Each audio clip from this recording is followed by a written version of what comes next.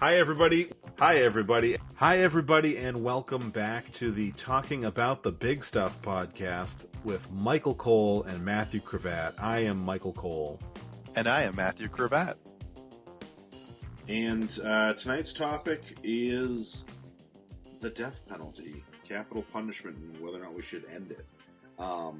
Or increase the use of it. We haven't discussed Sure. where we stand yet. Right? I would guess that I think that I could guess pretty certainly where your stance is on it. I would say that I'm probably a little less certain of Alex's stance, but I would think that he's somewhere in the same ballpark as us. But I want to get into it because I used to be, when I was conservative, I thought that the death penalty made sense. I think that there are still moments when I think like, oh, okay, I could see it in this case, and then I kind of have been talked out of those even. So I think there's a lot to talk about. Obviously, the thing that inspired today's episode to be about that is the death of Marcellus Williams. And so I think that his case is a really good example of why I feel the way I feel, and I hope that we can make some progress on it. Not you and I, but as society, because I think that what happened with Marcellus Williams last week, and the last 25 years, but last week specifically, is pretty disgusting and terrible. It didn't affect in any way, shape, or form my opinion of the death penalty. It didn't affect mine. It just made me go, "Oh, we should talk about it," because it's an opinion that I think is important. Yeah. It's one of the biggest stuff there is. So it doesn't even have anything to do with my opinion. Like, it's not even an example of why I feel the way I feel, which is I think we'll have different takes on why we feel what we feel, even if we feel the same thing. But I was not surprised that the Supreme Court did not step in, because they have routinely said, the current Supreme Court makeup, if there wasn't a technical problem in the lawsuit that it was done wrong, no matter how much evidence has come up afterwards to say the person is innocent, if it wasn't a mistrial or the law wasn't wrong, there's no reason to overturn it. Like, they are fine with killing an innocent man they know is innocent, as long as no mistakes are made in the trial. And new evidence is not a mistake to them. That's just, oh, too bad luck for you. New evidence doesn't get you, a reprieve. Yeah. I think when it comes to that situation, I mean, the Supreme Court is fucked up. Yeah, and I don't agree with that in any way, shape, or form. I just was not surprised that they consistently had the same opinion. I think, and over the next hour, I think we can touch back on this point for a second, but I actually think the death penalty should be one of those easy wins for conservatives to say, hey, we realize that this doesn't make a lot of sense, and especially with, even if they use the justifications of there's people who are getting put to death that we know aren't guilty. There's people getting put to death that we find out after that they've been put to death that they're not guilty. And there's enough there that I think you could make that argument to most people. And for the most part, I think the left is on the no death penalty point. I'm sure there's exceptions. It's the more common. It's the more common. If someone is anti-death penalty, they're more likely to be on the left. Right. I think is fair. This is one of those topics that I think is almost like marijuana, where it's like there's so much common sense here that I think that it should be easy for the other side to go, hey, we're willing to be the good guys and kind of step back from this terrible take that we've had, and we'll show bipartisanship by doing, like, that's one of those, like, kind of, I don't want to say useless, one of those things that they, like, can do as a show of good, like, to show and make themselves look good. Yeah, it doesn't cost anything to be anti-death penalty. Right. I mean, especially because you could say, well, I'm biblical and I'm pro-life, and that's life. It's not, as the great Rabbi Gandalf said, many people live who deserve death, and many people die who deserve to live. Who are you to give it to them? Yeah. I'm paraphrasing Rabbi Gandalf. I know I didn't say it exactly right. Was that Rabbi Gandalf the Gray or Rabbi Gandalf the White? It was before he got his promotion. It was the Gray. He's set it to Frodo in the Mines of Moria, so it was right before he fell in Moria. Yeah. And though in the recent Rings of Power show, Tom Bombadil says it to him. So in this prequel show, this kind of retcon prequel, he got it from Tom Bombadil. Okay. Just saying. Yeah. Before, don't at me, bros. If you saw Rings of Power, I know Tom Bombadil said it first. Now. Yeah. But I mean, they can, that reason. The reason that I'm anti-death penalty is, I don't think the government of all organizations or institutions should be the ones to decide what lets you live and what lets you die. I agree. If there's any, like, not even on an individual case basis, I don't think they should set the laws on who gets to live and who gets to die. Yeah. And for the Republicans, who a core thing of the Republican Party has been for decades, maybe it isn't anymore in the party of Trump, has been the government is incompetent and can't do anything right. For them, it would be so easy to say, well, we shouldn't have a death penalty because the government doesn't do anything right, so we can't trust them with life and death. That's a good argument that I had not thought of, was that side of it. But yeah. So that's why I said mine is above cases, not even about innocent or guilty or killed people on TV. The government shouldn't make the rules of who lives and who dies in what situation. Yeah. It just, we could say, and it really scares me when people say things like we should expand the death penalty, like a rapist should get the death penalty. And like, I get the emotional appeal for that, but what you're saying is, if you rape someone, you might as well kill them because you're going to get the death penalty anyway. If you've killed one person, you might as well kill 20 more in a standoff with the police because you're going to get the death penalty anyway. Like, if you already have the maximum punishment, there's no reason to give yourself up and come quietly because you've already got the maximum punishment. Yeah. I also, one of the things that I've heard, and you mentioning rape and the death penalty is kind of a good segue, because, there's the famous Dukakis. Was it Dukakis? It was Dukakis. It was. I know exactly what you're going to say. So yes, it was Dukakis who said it. Or didn't say it, as the case may be. Asked if your wife was raped. Was it raped and murdered or just raped? I don't recall the exact situation. For this purpose, it doesn't matter. Yeah. Let's say you're, either way, and would you want the death penalty? It's probably murdered because murder is where the death penalty exists. So they probably wouldn't have been expanding the death penalty. Well, they definitely said rape. Yeah. So probably rape and murder because it would have to be not just murder, but raping her first. So you hate this guy situation. Yeah. For my purpose that I'm about to say, like, it doesn't matter either way. But like, let's say, so you're in that situation, and the answer that he should have given, instead of no, I wouldn't want, which is fine, but like politically expedient answer, which I think actually is a good answer for us in general, is when I am wronged, there are things that I'm going to want. That does not mean that the government should accommodate that necessarily.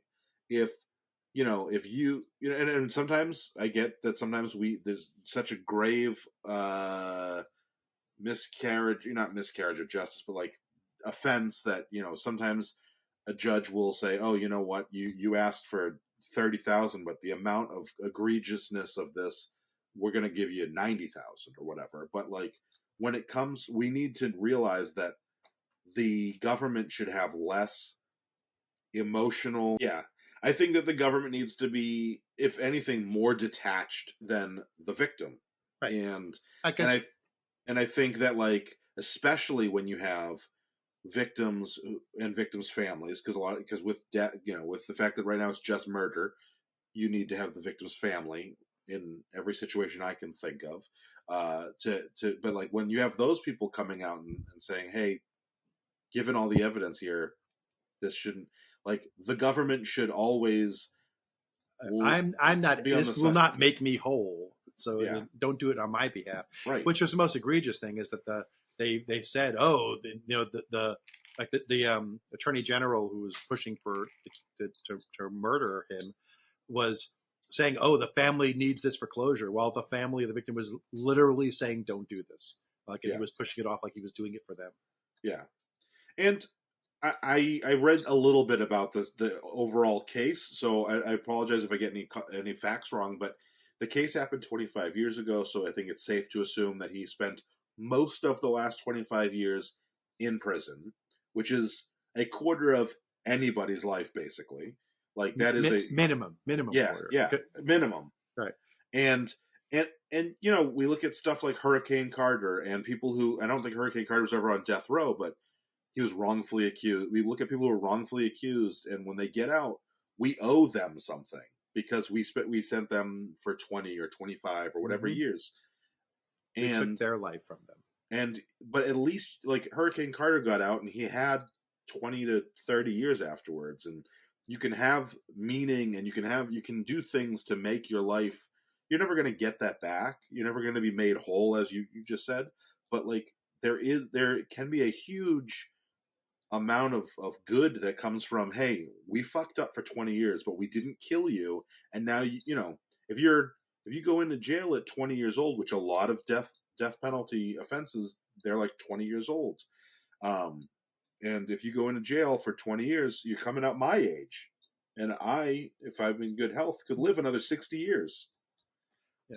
It doesn't make it okay that I lost 20 years, but it makes it means it's less of a travesty than if you were euthanized. And there's no chance of doing that now that he's been killed or that any other death penalty person's been killed. Yeah. So if I go back to your Dukakis answer, sure. I don't disagree with your answer, but I think the way that I would phrase it or phrase parts of it, and I think it means much the same thing as what you said, was that, of course, I would want to see the person who did it to my wife killed in the most painful way possible. Yeah. But as a society, we shouldn't make decisions based on our emotional feeling at the worst, lowest moment of our lives. In the cold, rational light of day is when we should make the decision of what's the right thing to do as a society. And that would be put that person away from where they can do more harm, get them therapy and help to try to restore them to a healthy position if possible, and try to make whole what we can make whole. It's not make ourselves emotionally happy by getting revenge. And I know I want revenge in the moment, but that's why we don't make the laws in the moment. That's why we don't hand a gun to the victim's family and say, you mete out the punishment, because that's not civilized. Yeah.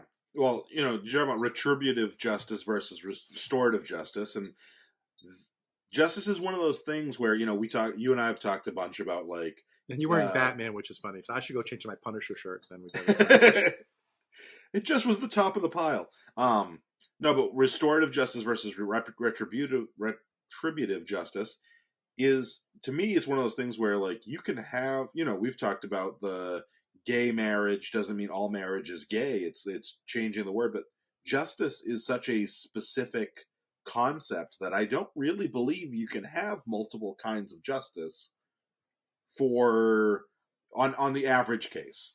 If there is restorative justice, there is not retributive justice. And if there's retributive justice, there is not restorative justice. They're one or the other to me. And maybe I'm wrong on that. And I kind of personally think retributive is not justice. It's not, the idea of an eye for an eye, like. Well, an eye for an eye was an improvement over the previous situation.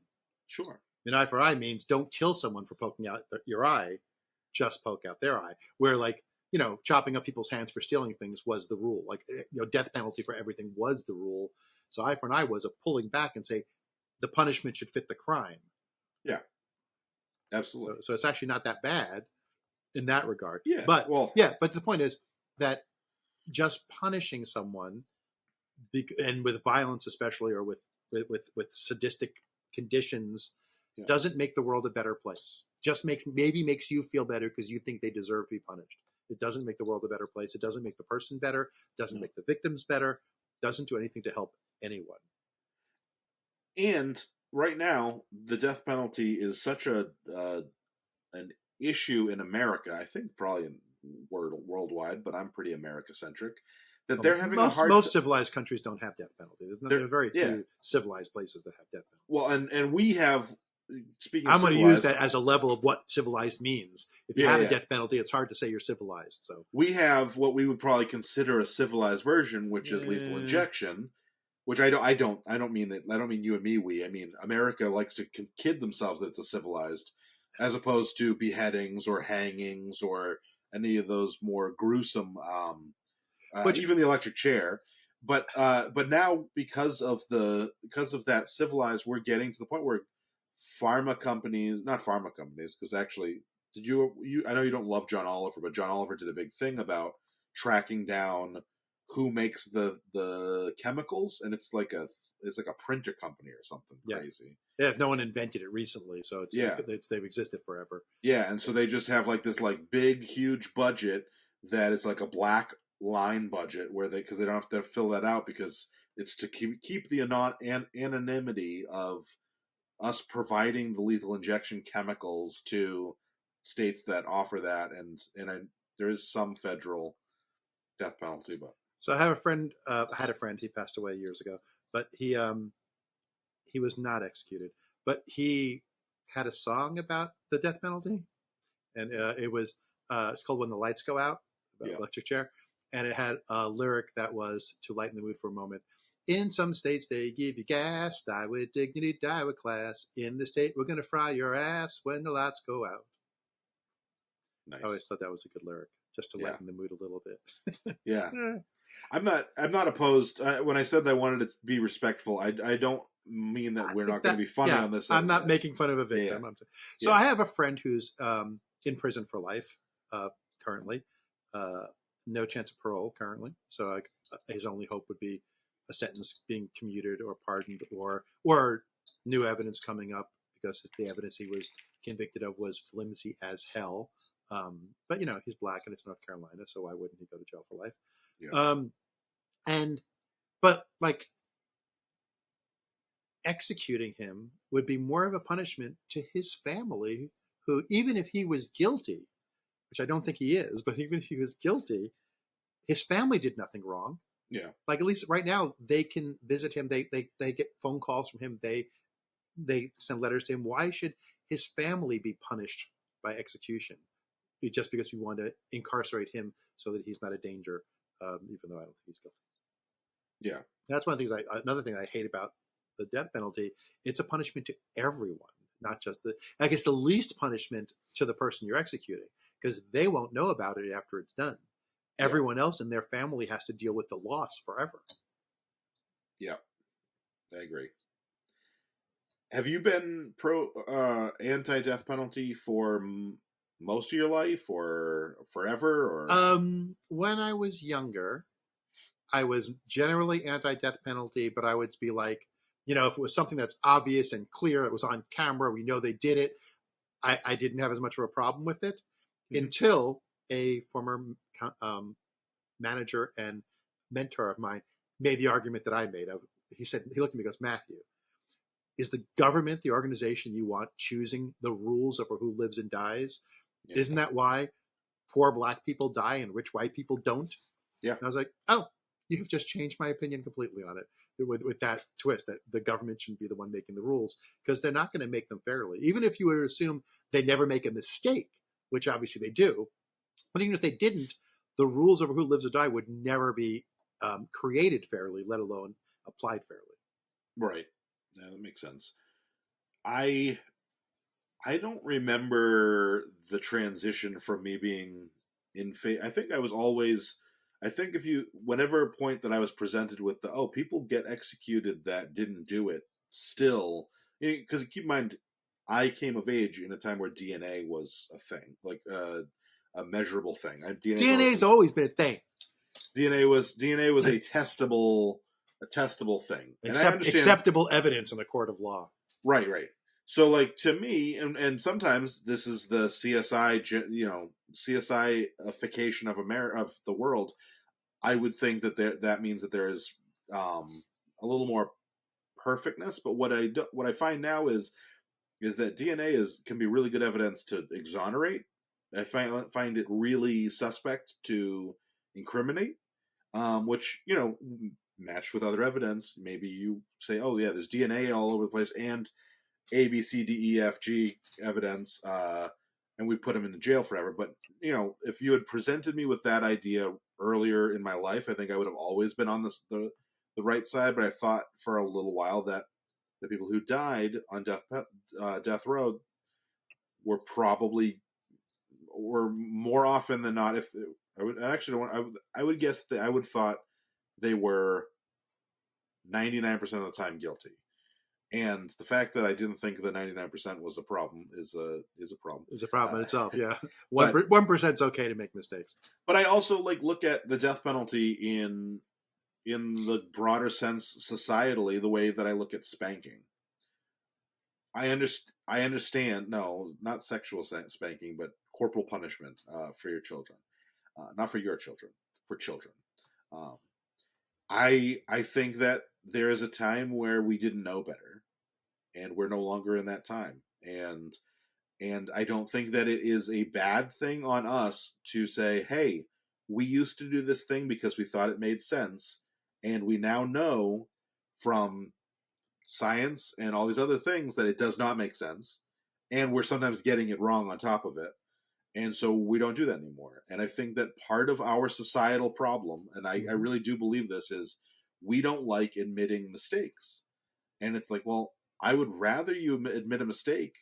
Like I said earlier, it's easier to be wrong than to admit you were fooled into being wrong. Yeah, yeah. Or well, and there's this, this idea of we've always done it this way, so it must be okay. But that's not true. It's just not true. It's funny, on so many fronts. Your description of what we need is we need restorative justice for our society.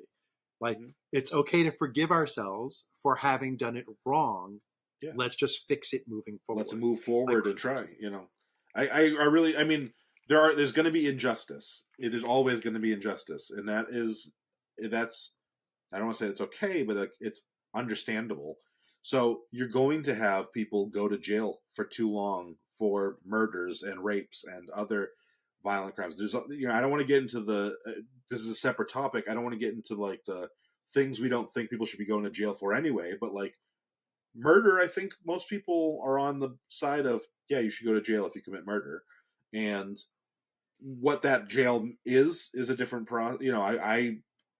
maybe I don't know about murder so much, but what jail is as far as rehabilitation and all those other things is a discussion. But at least there's an opportunity. And if we get that wrong, which even if we stop the death penalty today, we're going to get that wrong, and we're going to find out that we jailed people starting today. Like someone who goes to jail tomorrow could be wrongfully convicted and go to jail for 20 years, and there's no death penalty on the board. And we just have to say, we're going to do our best. But now, 20 years later, we found out that that person is innocent or exonerated, or whatever the different terminology is. And we need to do our best to fix that with them, and make things right for them. And, I think that it's one of those things where we can't just be okay with it because we've always done it. And, 50 years ago, 100 years ago, we were giving people the chair, and we were hanging people. So now we're doing a lethal injection with a cotton swab, and it's not more humane. It is, if anything, that is us giving ourselves a little. It reminds me of your patron saint.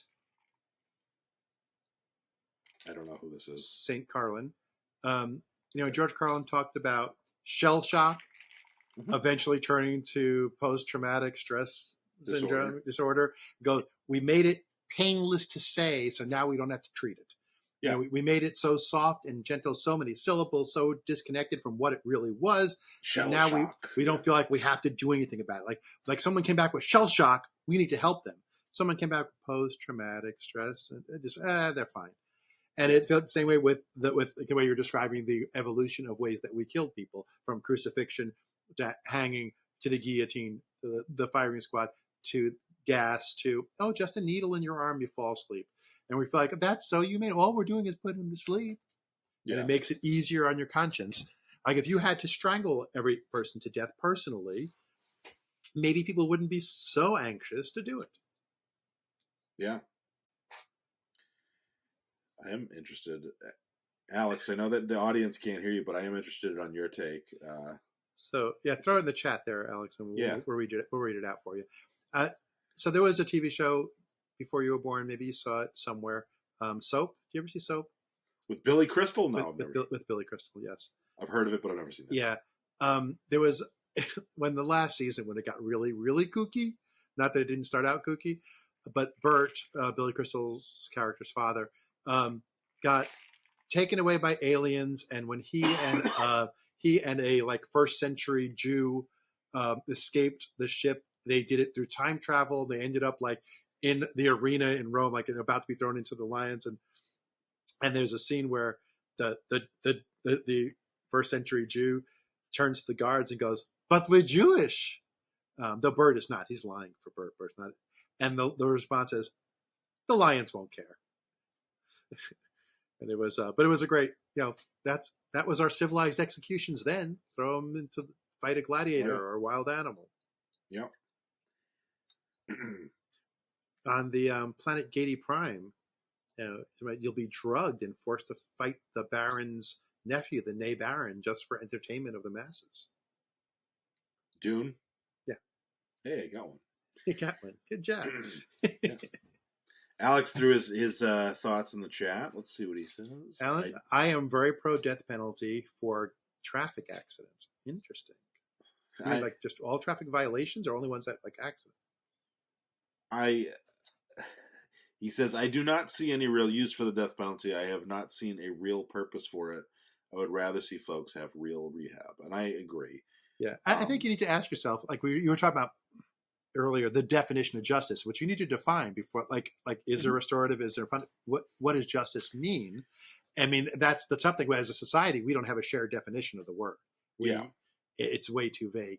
And you say, well, in your system of, like, do you need a system of justice, or do we need a system of enforcing laws? And then it's like, well, then why do you want? What are you trying to do? Because if the goal is to reduce the amount of people who commit these crimes, clearly capital punishment doesn't work, or it would be done now. You wouldn't need to keep doing it if it worked. So it doesn't work for reducing the amount of other people committing crimes. Like to George Carlin's point, people have to be afraid of it. And so are you trying to just lock people up to keep them away from hurting other people? I don't know if that's the right thing, but at least it's a valid reason. But that doesn't mean they have to have squalid environments and be, mistreated while they're in prison. If it's really to protect other people, that doesn't mean it has to be bad. If it's to rehabilitate, it certainly shouldn't be squalor and bad or execution, because that doesn't rehabilitate. Yeah. The last and just to say to everybody, Alex was writing pretty much the same thing I was saying while I was saying it, so Alex is in agreement with me. I don't care what Mike thinks. What I was going to say is the thing that was my last piece that I was stuck on for a little while, which I think I'm off of, is I used Dzhokhar Tsarnaev as the example. You know who that is? No, I think he's the guy that makes the pizza then on Western Boulevard. No, he's the one of the two brothers that did the Boston Marathon bombing. It's a Boston thing. He's the one that was. Well, I mean, I just keep going. He was the brother that lived, and he's in jail right now. And I used to think we know, again, without a doubt, that he did it. And my worry was for a little while that and then this is really super villainy and not I'm not aware of this happening in real life ever, but I for a little while thought what if it did happen?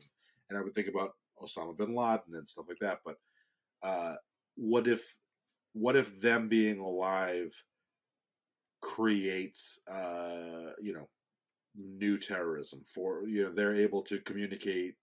He's not a mastermind. Osama bin Laden maybe, right? Blofeld maybe. Yeah. Oh, and that's where I came down on it is how many people. Wilson Fisk maybe. Yeah. The only people that I can think of that I actually think would be capable of doing those things are mafia people, and usually we don't get mafia people on murder. We get them on tax evasion or some other technicality. And so 34 counts of business fraud to defraud an election. Yeah, you can't execute somebody based on tax evasion. So even that doesn't hold up. My point being any situation in which my fear there was semi-legitimate is basically non-existent, or it doesn't apply. So I will say there are two situations where it's okay to kill somebody. When they want it and they're sick. Yes. They don't necessarily have to be sick, Yeah. but they want it. Yeah. I mean, sick is the most obvious example of it, but it could just be really old and or it could be some other situation. But yeah, the euthanasia that is with full consent and more than consent, enthusiastic desire. That's one of them. And what's the other one? The other one is, I wouldn't say acceptable as much as forgivable and understandable, would be in self-defense of yourself or others in the immediate situation where it Sure. um, and to that end, after saying that, I think that any police officer who kills someone that wasn't in immediate self-defense of themselves or others, like immediate, not just, well, what if they had a gun? Like literally, I'm in danger. They fired a gun at me already, not preemptively. Or more importantly, killing someone for something that is not a death penalty crime, they should be tried for murder, or it should be guilty of murder. And I'm tried for they're guilty. They did it. Because it doesn't make sense to me. Like in states that don't have the death penalty, police are allowed to kill people. Like a judge and jury can't sentence you to death, or you committed a crime that a judge and jury cannot sentence you to death for, which is basically any crime except a murder-related crime, right? So that police can kill you for something that you could not be sentenced to death by a jury of your peers for. Yeah, that's insane to me that we allow police to do that when it's not clearly self-defense. They were shooting at me and or shooting at someone else and I had no choice. Yeah, the fact that, oh yeah, it was the guy was selling cigarettes and I choked him out until he died. How in the world is that just not, yeah, that's murder. You go away for life. How is there any getting through that? Like, because smoke, and like, and I have to have the argument with my dad where he's like, what if someone's getting away? I'm like, who cares if they get away? The sentence of the crime they did wasn't death. Getting away isn't, like, if you caught them and they can't be sentenced to death, then you don't have a right to kill them. Like, it doesn't make any sense at all. I think that there's plenty of times. Well, plenty's doing a lot of work in the sentence. There are times when we would see a situation where the police have murdered somebody, where we would go, I mean, watching that, like, he was running at them with what, that's why I've taken back plenty, because I actually can't think of an example of it. But I think that we would be like, okay, you shot him. I mean, you should shoot to disarm or to stop, which if you're running at me with a weapon and I shot you in the leg, like, I mean, I suppose if it's a gun, you can still shoot me, but like, that's doing a pretty good job of, like, if cops were doing that, I would have a significantly less difficult time understanding it. You know what I'm saying? We saw your body cam footage, they were running at you, you shot him in the leg. It sucks that they got shot in the leg, but they charged a police officer. Not great, but but it is very difficult for me to understand, and I have so many people. I actually think that there's and correct me if you disagree with me on this. I think that we can have a better discussion politically with people who are pro death penalty about the benefits and negatives of the death penalty. That we can have a more constructive conversation than cops using lethal force with the people who believe that George Floyd was he had a record. He had a record. Like, those people who argue that, I honestly don't understand. That I'm like, okay, you're divorced from reality. People who don't understand that Judge Dredd is a dystopian future. Like, it wasn't like, oh, that's the way it should be. The cop is judge, jury, and executioner. No, it's a story about dystopian future that is a hell on earth. You're not supposed to idolize it. Judge Dredd is a dystopian future, not something to idolize. And these people think cops should be like Judge Dredd. And that's insane. I agree with you 100% that you can have it. That people who are against death penalty, or could be, who are still pro police, being cowards who have to shoot people because they're cowards, not heroes, and they shouldn't be police officers if that's the case. I also think, like, if you pulled a pro death penalty person and said, hey, let's have a conversation about this, and you said, hey, they're killing people that they know didn't do it, and they're killing people that we find out later that they didn't do it, and there is no monetary gain. They're only killing poor people who did it, rich Yeah. people who did it, they don't kill because they have a better Right. lawyer who gets them off Yeah. being killed. But you could have a I don't want to say necessarily you're going to change their mind, but you could have a conversation that is somewhat productive there. I really think that. And I think that if you talk to somebody who defended the George Floyd killing, or Eric Garner, or and I'm not going to be able to name Trayvon Martin, or there's dozens. Trayvon, Breonna Taylor, and it feel bad because every time I can't Michael name Brown. them all, it feels disrespectful not to name everyone, but also it feels like we have a 1 hour podcast and we can't name everyone in an hour podcast. But I've had plenty of conversations with people about, because that's why I went off Facebook. It was largely because of Black Lives Matter stuff, because I would get into these arguments where I was like typing furiously and Sarah would be like, "You're going to have a heart attack." And I'm like, how do they not understand? Whereas I've never gotten into a death penalty argument with people, and I've had conversations with people who I don't agree with on it. And it's weird to me that, especially the I need my guns in case the government becomes tyrannical people are like, but cops can kill black people, no problem. The government, It's like the January 6th people who had the thin blue line flags while they were attacking police officers. Yeah. It just shows none of their ideology is believed. Everything is in service of their opinion in the moment.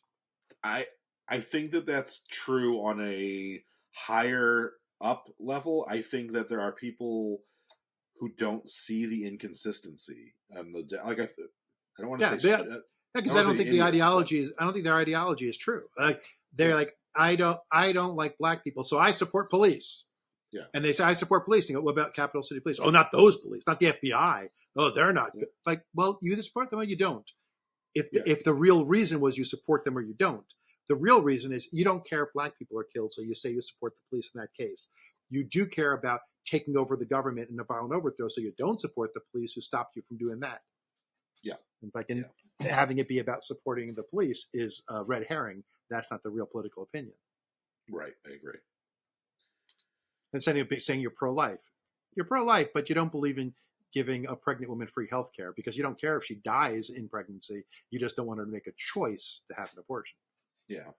Well, and there's a lot of, maybe a little less so with abortion, but there's a lot of these cases, these conversations where we have real statistical and scientific analysis of like, no, we're not getting this right, or no, this is not effective. And we've never had the conversation specifically on the podcast, but I'm sure we're both aware of the people saying that like facts don't change people's minds. And so like when you get into like, oh yeah, it's actually more expensive to execute somebody than to house them for the rest of their life. Especially if facts didn't get them their position. If they thought their position was based on facts, then facts can change that person's mind. Sure, that but if makes their sense. opinion was emotional, facts don't help. But yeah, I think that is a huge problem, and it's so frustrating. And I can't think of an example where I don't accept the facts. I'm sure there are some. Yeah. The idea that like we.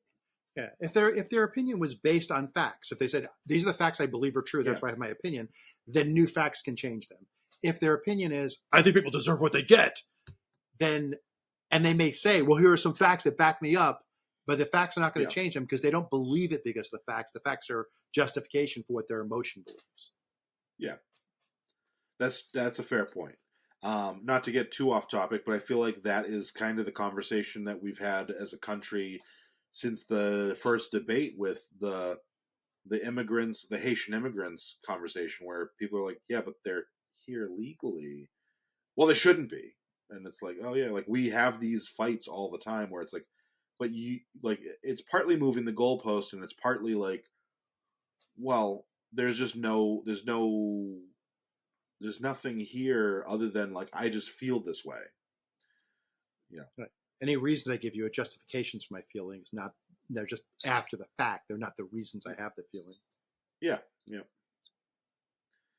The death penalty is probably a big one that's like that. I feel that it makes sense to my gut that you punish someone for doing a really bad thing. And the ultimate punishment is killing them. So I feel like it should be right, no matter how much.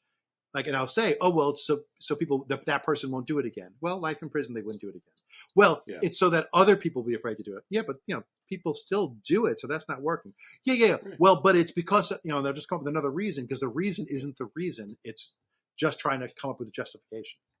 Yeah, I'm way more scared of prison than I am of the death penalty. Like, to be fair, to be honest, and the reason being not because I have a death wish, because because I have know mental that health there are problems and sometimes I'm suicidal, but don't put me in prison, motherfucker. no, that's not it. Honestly, as a white guy, maybe neither of these things affects me. But Look like, how cute I am. Look at this Shane upon him. there's less chance there is a chance that I could be in the wrong place, the wrong time, and go to jail, and and that's scary to me. It's significantly less likely that I'm in the wrong place, wrong time, death penalty. Like, for me, as a white guy, and I don't, not to say it doesn't happen. I think that, like, Scott Peterson almost, he was on death row for a little while. From what I've heard, I think he was not guilty, based on some of the documentaries and stuff. I know that it's not super accurate necessarily, but like, just my personal opinion. But like, you know what I'm saying? Like, you and I and Alex, there's a more likelihood that we walk into a convenience store 10 seconds after a robbery and end up in jail, or maybe even prison, than there is a. But like, I mean that sincerely. Like, I think that prison is a deterrent for a lot of people, more so than I think the death penalty is, because there's not a whole lot of things I want to do that would get me the death penalty. There's a few things that if I didn't have the fear of jail, I might consider doing. Uh, like, because I think that murder being the only thing that gets you the death penalty. Murder is specific, or treason. Sure, I don't want to commit treason. I don't want to commit murder, but like, you could, like, if it wasn't illegal or there was no chance of me going to jail, I think there's a chance you could talk me into embezzlement or something. You know what I'm saying? Like, I'm not. There are things that I could see the gain for me. I can't see the gain for me in murder. Like, but the reason I don't do that to some extent is that I would go to jail if I embezzled, or I also think that, like, jail is a deterrent sometimes when it comes to, like, I think that this should be legal, and I want to fight for it or whatever, but the way that I fight for it is going to be a specific way, because I don't want to go to jail. There's not much fear that if I go protest peacefully, that I'm going to end up with a death penalty. Well, except for at the event itself, potentially. Right. But that's why they've been passing laws in a lot of places say that if one does something criminal at a protest, anyone can go to jail. Like, it's like you go to a peaceful protest and someone does something and suddenly you're responsible, like as if you control the actions of 10,000 other people. That's fucking crazy.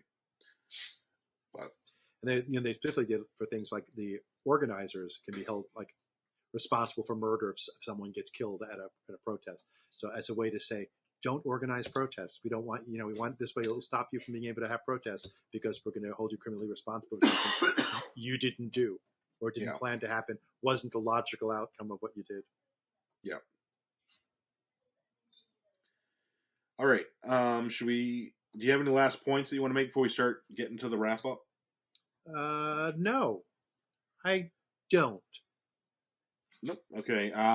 I did look up like a little bit of statistics and stuff ahead of time, but they don't. I mean, I think we know that people are still being put to death and then exonerated after their death. I think Marcellus Williams was unfortunately an example of where we knew ahead of time, and we as a society, and we have to be somewhat culpable for that, even though we wish it hadn't happened and we would have done what we could to stop it. We as a society killed that man last week, and there is no good reason for it, and we knew ahead of time, and but there's plenty of cases where people are exonerated. Our laws only allowed for one person to stop it, and that's the governor. and he didn't. Yeah. Or I I guess hope maybe the that- Attorney General didn't have to push for it. I hope that Missouri, I don't know if the Missouri governor is up for re-election. I hope that he is not re-elected whenever the next time he's up for it. I know that if Governor Cooper had done that, and I know that Governor Cooper would not have done that, but if Governor Cooper did that, I would not vote for him. If Josh Stein had done that, I would not vote for him. Like that man is as guilty as any of us, if not more so. I would argue more so, of murdering Marcellus Williams. The Supreme Court is culpable, but ultimately the fact that the governor put all of those things aside and said, "No, I'm not doing any. I'm not going to step in here." Yeah, I mean, the Supreme Court, I think that they're consistent with everything. Is not our job to overturn a trial with based on evidence. It's based on law for them, and that's shitty, but that's consistent for them. Especially when they're like, the governor can stop it if he wants to stop it. Like there is someone there who can do it. It's not up to them. Yeah. I mean, I don't agree with their thing, but I understand how they can hide behind it. Yep. All right. So before we go to Alex's little sign off, I want to just say, if you are watching us on YouTube right now, which you're not watching us live, if you're watching us on YouTube, please. It's because. Please subscribe. We are trying really hard to get our numbers up on YouTube. We've been doing pretty well in certain ways, but you subscribing would be super helpful. If you are listening to us anywhere else that you get podcasts, please make sure you're hitting follow or like or downloading, whatever the Isn't option Alex is. going to say that? Doesn't Alex say that? Why are you saying that? No, Alex doesn't say that. Alex Why just doesn't he says say the that? conversation doesn't end there, which I liked, but I know that it sounded like I'm mocking it, but I like it. Lastly, if you have the desire to give us a financial little tip, you could do that by going to Supreme Patreon. Court says it's okay. Patreon. Yeah, I mean, there's nothing wrong with us getting paid. Patreon.com/talking about the big stuff. You can catch these live streams every Tuesday-ish, and there's some interruptions there. But I think it's every ish Tuesday. Like the ish goes on every every. Tuesday. Yeah. Okay. Grammatically, the ish goes on every. Sure, yeah. And then, but there's that. There's uncensored stuff. If we hit certain goals, we'd be happy to put some other stuff together for you, like maybe some bonus episode, like a bonus episode a month if we hit certain goals. But yeah, go ahead and subscribe on there, and you can get access to all this fun stuff. All right, Matthew, you have anything? You have any last thing to say? I just want to say, everyone, thank you for joining us for this conversation. It's been a gas. Remember, the conversation doesn't end here. It's just the beginning. If you have thoughts or questions or topics you'd like us to tackle in a future episode, drop us a line on our social media channels. Engage with this video when you are now watching it as a VOD on YouTube. Send us an email. We love hearing from our listeners, bringing us topics, because if you leave it up to the three of us, we're going to eventually be talking about underwater basket weaving. So we would appreciate you guys reaching out a little bit. Don't forget to subscribe to Talking About the Big Stuff on your favorite platform. Give us a 5-star rating. Engage with it. Criticize us. We need to grow and be better, and you're going to help us be there. You're going to help us get to that point. It really helps us more to reach out and also to keep the conversation going. Thank you for tuning in. We'll be back next week with more big ideas and more thought-provoking discussions. Until then, stay curious, stay informed, and keep talking about the big stuff. The preceding podcast has been a Chocolate Diamond Media LLC production. Copyright 2023, all rights reserved.